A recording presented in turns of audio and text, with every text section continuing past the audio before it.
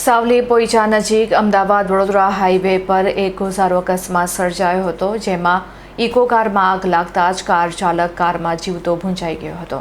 Ahmedabad Vadodara highway પર સાવલીના પોઈચા નજીક એક હૃદયદ્રાવક અકસ્માત સર્જાયો છે. પૂર ઝડપે જઈ રહેલી એક ઇકો કાર આગળ જઈ રહેલા પિકઅપ વાહનની પાછળ ધડાકાભેર ઘૂસી ગઈ હતી. અકસ્માત એટલો ગંભીર હતો કે ટક્કર લાગતાની સાથે જ ઇકો કારમાં જોતજોતામાં ભીષણ આગ ભભૂકી ઉઠી હતી. આ દુર્ઘટનામાં ઇકો કારના ચાલકનું કારની અંદર જ ફસાઈ જવાને કારણે જીવતું ભળતું થઈ ગયું હતું.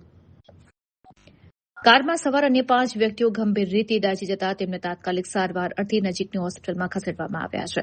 ઇજાગ્રસ્તોની હાલત નાજુક હોવાનું જાણવા મળી રહ્યું છે. અકસ્માતની જાણ થતાં જ ભાદરવા પોલીસનો કાફલો અને ફાયર બ્રિગેડની ટીમ ઘટના સ્થળ પર દોડી આવી હતી. ફાયર ફાઇટરોએ ભારે જહેમત બાદ કારમાં લાગેલી આગ ઉપર કાબુ મેળવ્યો હતો. હાઈવે પર સર્જાયેલા અકસ્માતને પગલે વાહન વ્યવહાર પર પણ અસર પડી હતી. ભાદરવા પોલીસે મૃતદેહને પોસ્ટમોર્ટમ માટે મોકલી આપી અકસ્માતનો ગુનો નોંધી વધુ તપાસ હાથ ધરી છે.